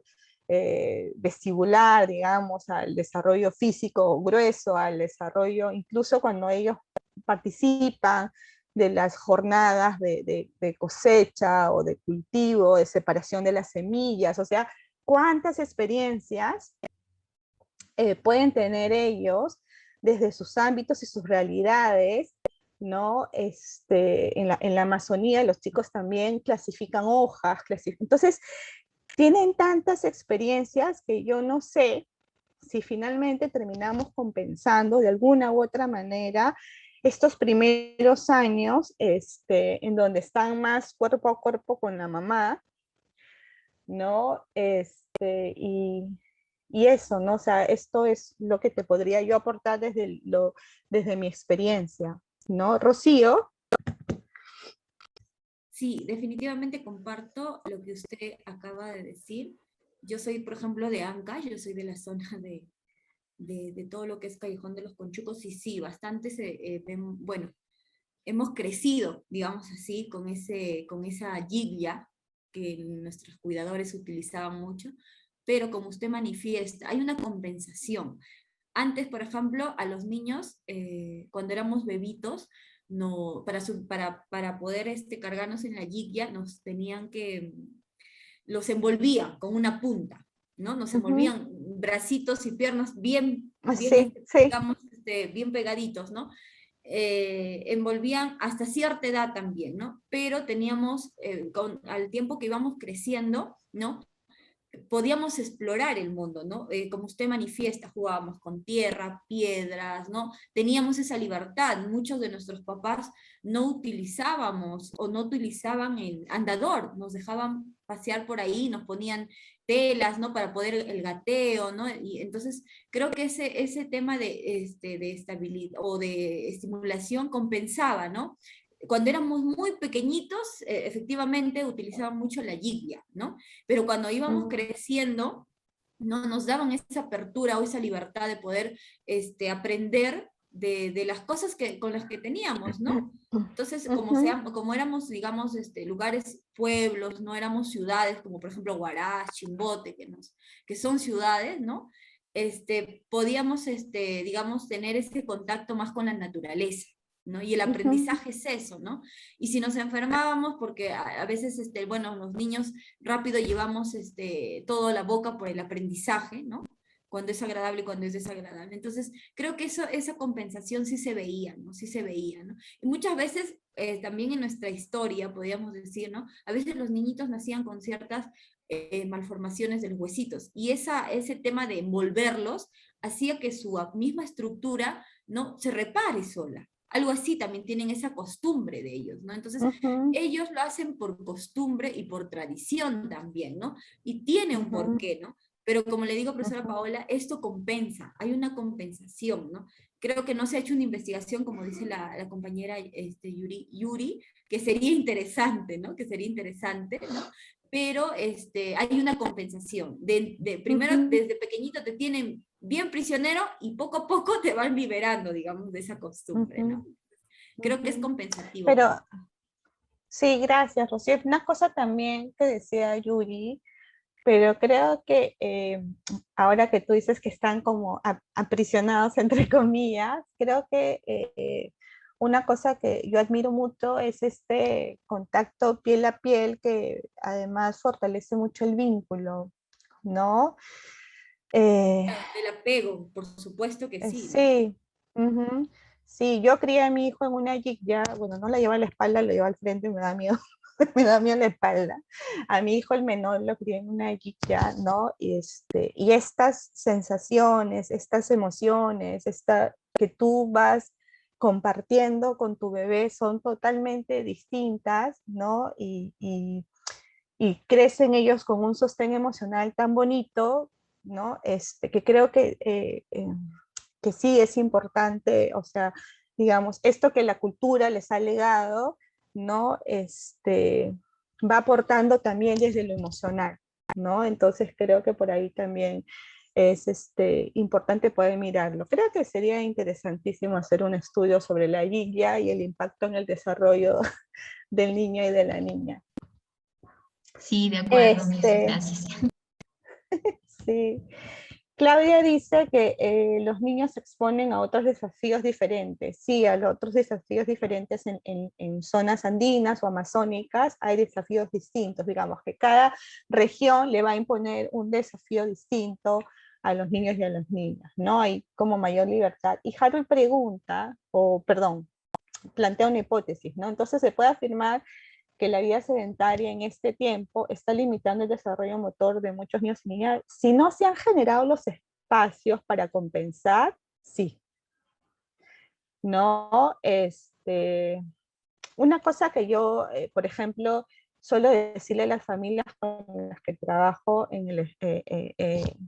tanto en el espacio de acompañamiento como con el espacio de aula, es que una vez que nosotros tenemos un niño, la casa se tiene que acondicionar al niño y no el niño a la casa, ¿no?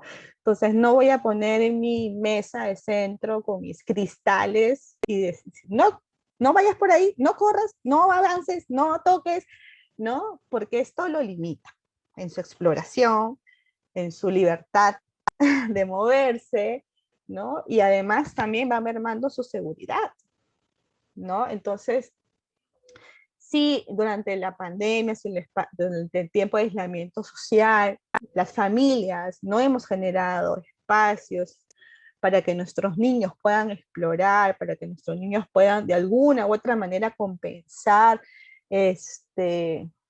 la falta de movimiento libre, digamos, ¿no? Sí van a haber serias afectaciones. Tanto, por ejemplo, los niveles de obesidad han aumentado, ¿no? Va a pasar, como decía Doris, que de pronto en el regreso a las aulas vamos a ver tonos musculares muy disminuidos, niños con mucha dispersión y con déficit de atención, como también mencionabas tú, Harold, en el caso anterior, ¿no? Que depende mucho del acompañamiento que ha hecho la familia y el acompañamiento a su vez que la escuela haya hecho hacia la familia para tratar de disminuir los riesgos, la mayor cantidad de riesgos posibles en estos tiempos ¿no? A veces las casas son muy chiquitas y entonces los papás, para que los niños no estén correteando por todas las casas,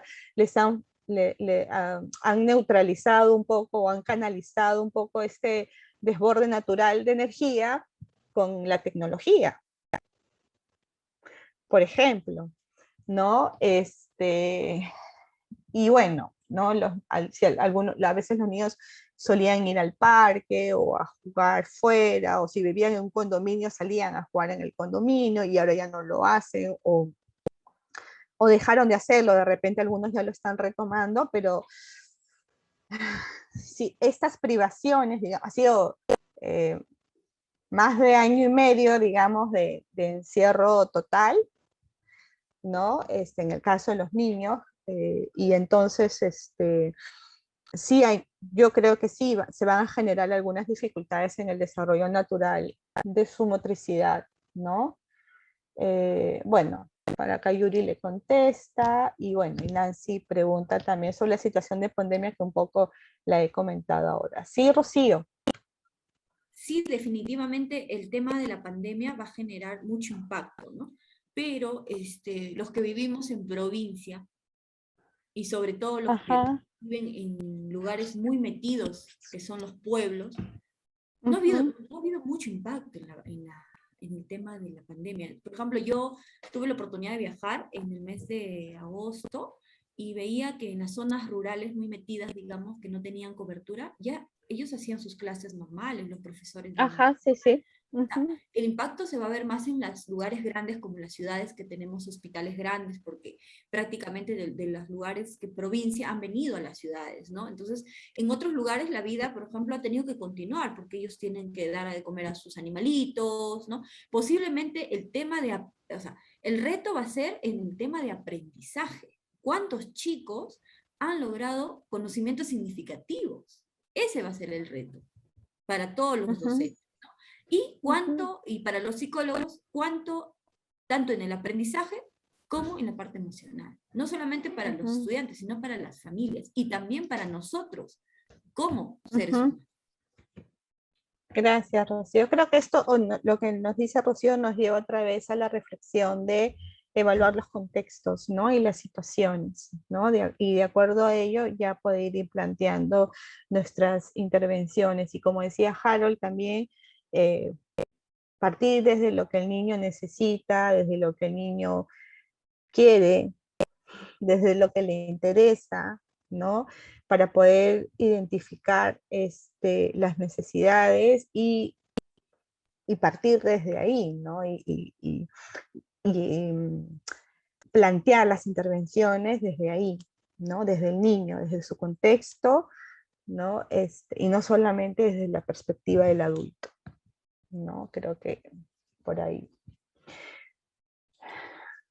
Bueno, entonces, solamente ya para más o menos ir cerrando con las cuestiones más teóricas, digamos, que están en la unidad a manera de puntualizar en algunos aspectos claves, ¿no? La pregunta, digamos, de inicio, la pregunta 4 de la página 35 justamente planteaba si había una relación entre el desarrollo físico y el desarrollo cognitivo, ¿no? Ok, Gonzalo, no te preocupes, ¿no? Entonces, y bueno, creo que después de las reflexiones que hemos hecho sobre estas tres situaciones, podríamos decir que sí existe una relación entre el desarrollo físico y el desarrollo cognitivo, ¿no? Y básicamente dentro del estudio del desarrollo humano, nosotros nos vamos concentrando dentro del desarrollo físico no solamente al tema del aspecto físico, la contextura, ¿no? Del desarrollo externo, digamos, sino también y sobre todo el desarrollo del cerebro, porque justamente es este desarrollo el que va a estar muy unido a la condición, ¿no? Y te decíamos también que cuando hablamos de desarrollo físico, pensemos también en estas leyes de maduración, ¿no? Que van de lo cefalocaudal a lo próximo distal, ¿no? Estas leyes de maduración que van determinando un poco cómo es que se van dando y se van desarrollando las habilidades motrices en los niños y en las niñas, que en un principio hay un desarrollo mucho más global, ¿no? Y luego este desarrollo se va segmentando, ¿no? Hasta llegar a lo más fino, que es lo más complejo, Entonces, sentar a un niño de 3 años a escribir o hacer trazos precisos es ir totalmente en contra de su desarrollo, ¿no? Los niños primero necesitan explorar en espacios grandes. Bueno, si le puedo dar un papelógrafo para que pinte con las manos, eso sería maravilloso. Que explore con diferentes texturas, con diferentes, con texturas también, ¿no? Si la pintura aguada, si la pintura espesa, si la pintura con, no sé, pues con harina, si el barro, si la arcilla, si darle diferentes posibilidades de exploración que le permitan experimentar sensaciones a nivel de la suavidad, la aspereza, la dureza, ¿no? De los materiales, ¿no? Y de poder experimentar con todo su cuerpo, ¿no? Esto le va a ir proporcionando información importante al niño que además va a ir nutriendo y favoreciendo las conexiones neurológicas también. ¿A cuál de las explicaciones te refieres? ¿A las leyes de maduración, Harold? Sí, justo le estaba escuchando cuando dijo de que va a depender de que cuando el niño está maduracionalmente, después de haber madurado en su desarrollo motor, es que va a lograr las acciones, ¿no? Por eso es que se me vino a la mente, ¿no? ¿Qué autor podría indicarme para poder yo sustentar, ¿no? Una explicación? Ya, sí, bueno, tenemos las teorías del desarrollo clásicas como Piaget, Vygotsky, Freud, si queremos, ¿no? Tenemos estudios también más recientes desde, por ejemplo, Papalia, que yo la vengo citando desde la sesión anterior y creo, si no me equivoco, les he compartido la última versión o la última edición de su estudio sobre el desarrollo humano, que también lo podrían utilizar. Y si quieres mirar cuestiones más específicas sobre el desarrollo físico, de hecho que te puedo compartir otra información que podría ayudarte un poco a mirar otras perspectivas y profundizar en este aspecto que mencionas. Uh-huh.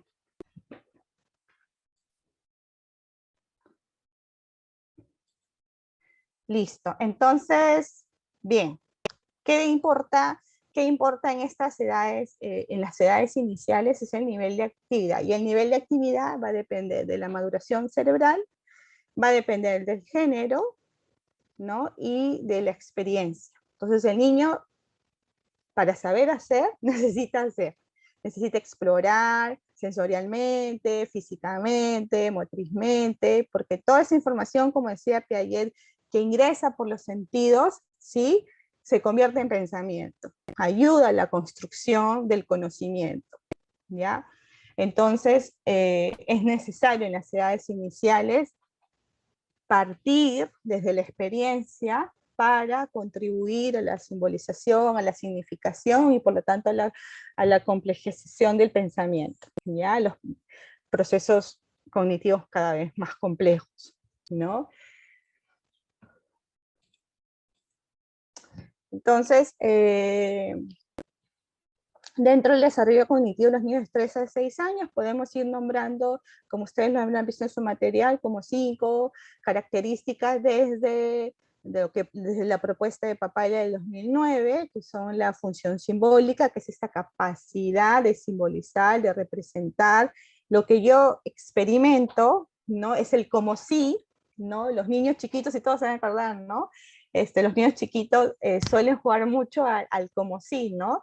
Y transforman los objetos y se transforman ellos, ¿no? Y un palo de escoba puede ser un caballo, puede ser una espada, puede ser, no sé, un palo para mover las pociones mágicas de los hechiceros, mil cosas, ¿no? Entonces, esta función simbólica, el como si, esta capacidad de representar, es la que me va a permitir más adelante simbolizar y significar, ¿no? La comprensión de los objetos del espacio, también como característica que parte justamente de la exploración, ¿no? De la causalidad, ¿no? De que,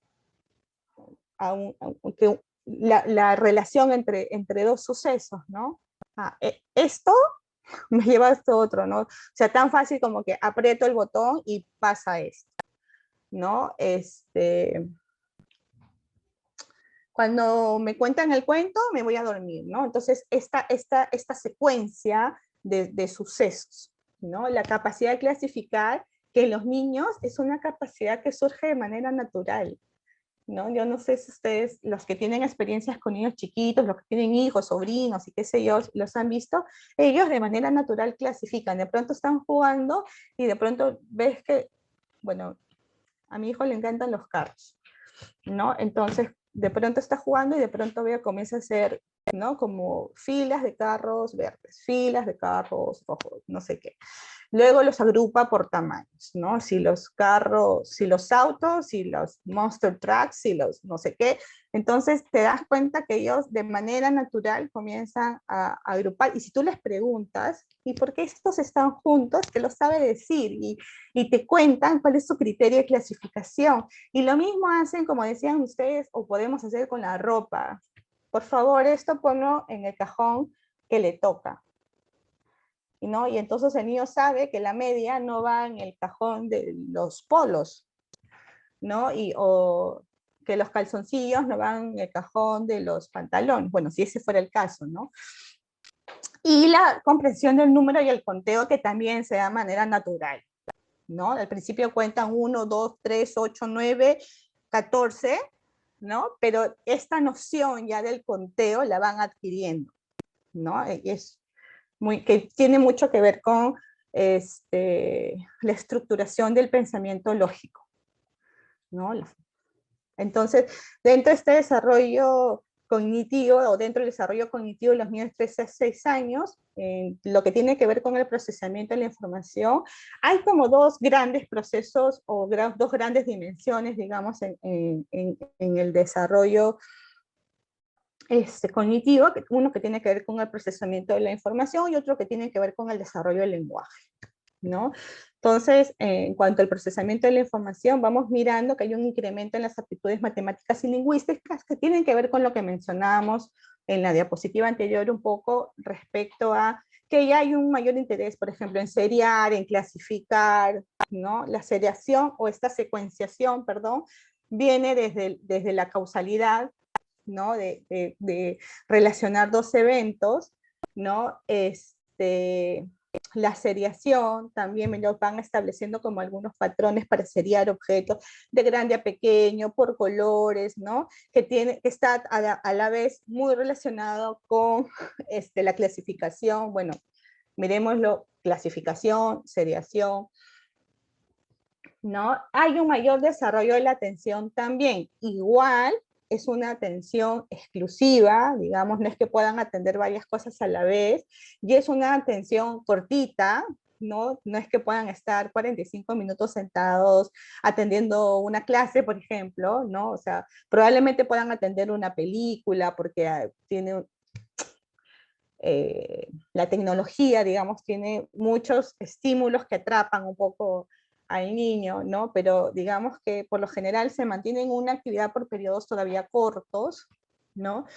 Y los patrones de los eventos que surgen justamente de esta secuencia, por ejemplo, en las rutinas, ¿no?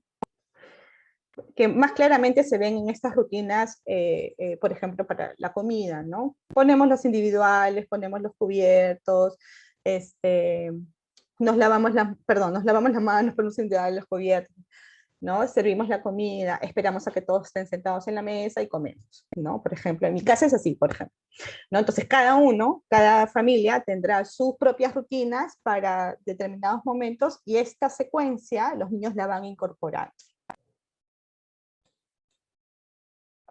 A los 6 años, digamos, ya aparecen otras características que van complejizando el desarrollo, o que vienen o que vienen un poco con el desarrollo y complejizan algunos procesos, ¿no? Entonces, a nivel de categorías, el niño va incluyendo a su categorización, a esta que decíamos primero agrupa, ¿no? Clasifica, ¿no? Entonces ya va incluyendo las series, ¿no? Las seriaciones, la inferencia transitiva, ¿no? Que va, si esta situación genera esto, entonces esta otra situación genera esto otro, ¿no? La transitividad, ¿no? Y la inclusión de clases, ¿no? Toma más conciencia y puede nombrar, ¿no? Las clases, puede nombrar, nominar sus clasificaciones. Hay un desarrollo, un mayor desarrollo, se tiene un mayor desarrollo del pensamiento inductivo, ¿no? Que puede establecer consecuencias de una situación y determinar una conclusión, ¿no? Entonces, así pasa esto y esto, entonces, tal cosa, ¿no? Relaciones espaciales y de causalidad que tienen que ver mucho con la organización, y alguien lo mencionaba también cuando hablamos a nivel motriz, estas relaciones espaciales y de causalidad, esta organización espacial, además nos permite organizarnos en el espacio, pero no solamente en el espacio físico, sino también en el espacio físico, por ejemplo, del papel para escribir, ¿no? Tener esta organización me permite también desarrollar habilidades para la lectura y la escritura. Me permite afianzar la lateralidad, el desarrollo de la lateralidad, ¿no? Entonces, es muy importante que estos procesos y estas características las vayamos teniendo claras, porque esto nos va a permitir no saltarnos procesos en el desarrollo de los niños, ¿no? Y estar atentas y atentos a si vamos detectando, digamos, que en la práctica se saltan como procesos para poner el alerta, ¿no? La conservación, acuérdense estos experimentos que hacía Piaget, en donde ponían vasos, por ejemplo, de diferentes dimensiones, la misma cantidad de agua, y el niño se decía que había más donde se veía, digamos, más alta, el vaso más lleno, ¿no? Y si tú le vaciabas los vasos a dos vasos iguales y le mostrabas que había la misma cantidad, y él te reconocía que había la misma cantidad, y los volvías a poner en estos otros envases diferentes, esta conservación de esta misma cantidad de líquido pasó aquí, no la tenían los niños más pequeños. A esta edad ya existe la conservación de la cantidad. No, pero si es lo mismo que echaste ahí, entonces son iguales, ahí lo mismo, ¿no? Porque ya existe la conservación de la cantidad. Y bueno, en el tema del desarrollo lógico y matemático, evidentemente se van realizando procesos cada vez más complejos de razonamiento, ya pueden ir incluyéndose, o ya se incluyen definitivamente la resolución de algunos problemas o situaciones matemáticas, ¿no? Las situaciones matemáticas están en el día a día, todo el tiempo estamos matematizando, digamos, la vida está matematizada, ¿no? A esta edad, en el proceso de información, hay una atención selectiva.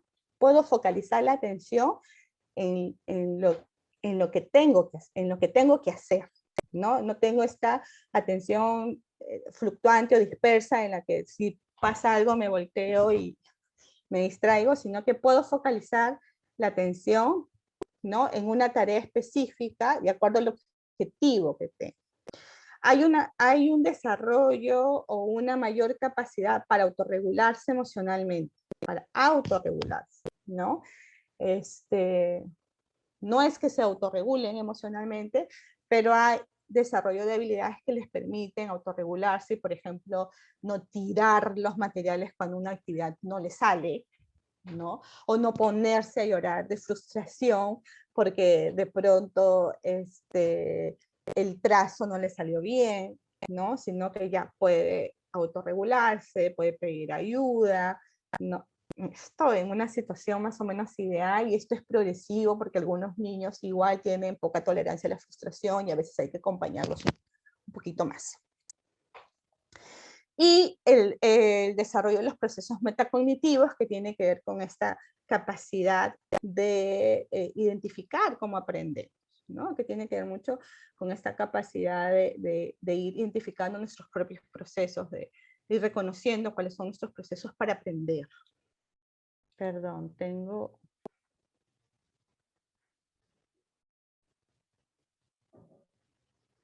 Sí, sí, ahora Libby lo voy a hacer justamente ahorita.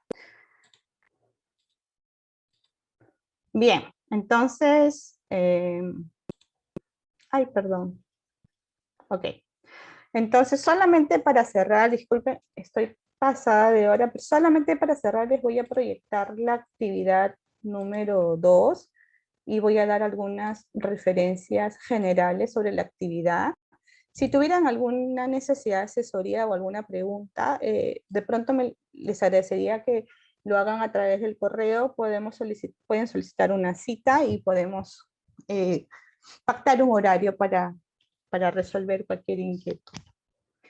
Ya, esta actividad número 2 se trata de realizar un recurso digital informativo, ¿no? Al propósito de la semipresencialidad que ya, bueno, al principio estábamos en unas clases, la mayoría de escuelas 100% virtuales, algunos ya han pasado a la semipresencialidad, entonces aprovechando un poco partiendo de este contexto, la propuesta es realizar un recurso informativo que le proporcione a las familias o a los colegas o a los mismos estudiantes algunas pautas ya respecto a algunas situaciones que voy a precisar ahora.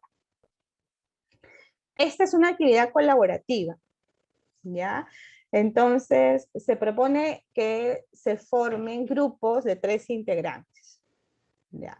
Sin embargo, en la mañana les dije que máximo podrían ser 4 en el caso que ustedes tuvieran grupos constituidos y no quisieran disolver el grupo, ¿no? O no quisieran dejar a un compañero fuera del grupo. Entonces, en estas situaciones, máximo, ahí sí máximo 4. Si son 5 en un grupo, entonces pártanlo en un grupo de 3 y un grupo de 2. O sea, el marco de flexibilidad es, la propuesta es que el grupo sea de 3, pero que lo puedo realizar máximo con un grupo de 4, ¿no? Y en algunas situaciones, si me resulta difícil, o si no tengo grupo de 3, solamente tengo pareja, también lo pueden hacer, solamente les pido que me lo notifiquen por correo previamente para poder registrarlo y tenerlo presente. ¿Okay? ¿Qué es lo primero que tenemos que hacer? Leer el caso que está propuesto en el anexo del instructivo y diseñar una estrategia para afrontar la situación que se presenta en el caso, ¿no? Entonces leo el caso, lo analizo, como hemos hecho un poco ahora, ¿no? Mirando esta multidimensionalidad del desarrollo, ¿no? Y bueno, comenzamos a reflexionar en torno al caso, y a partir de eso digo, bueno, ya, ¿cómo vamos a hacer para intervenir frente a esta situación? ¿No? Vamos marcando las estrategias que vamos a utilizar, a quién está dirigido el material, el recurso, si se lo vamos a dirigir a las familias, si se lo vamos a dirigir a los estudiantes, si se lo vamos a dirigir a los colegas de la escuela, ¿no? Es importante identificar cuál es el público objetivo. Ahora, puede ser que yo quiera hacer un material que sea, que pueda compartirse con los diferentes actores, ¿no? Tanto con los docentes o con los colegas, como con las familias, como con los estudiantes. Vale, ¿sí? Vale. O sea, no, digamos, esto no es inflexible, no es sumamente flexible, ¿no? Voy a terminar esta parte y les doy la palabra, ¿ok? La estrategia tiene que contener objetivos, un objetivo por lo menos, una justificación a partir del caso que hemos analizado, y una fundamentación a partir del desarrollo o la dimensión del desarrollo priorizado, ¿no? Entonces tengo que priorizar. Si este caso, si lo voy a mirar desde o sea, voy a centrar mi atención en la dimensión emocional, en la dimensión física o en la dimensión emocional y cognitiva. O sea, tengo que mirar desde el análisis que hacemos nosotros, tenemos que mirar ¿Dónde vamos a centrar la atención? Sabemos que el niño es un ser integral y que lo que pasa o lo que se visualiza o lo que se evidencia desde una dimensión de su desarrollo impacta en las otras dimensiones porque somos un todo, ¿ok?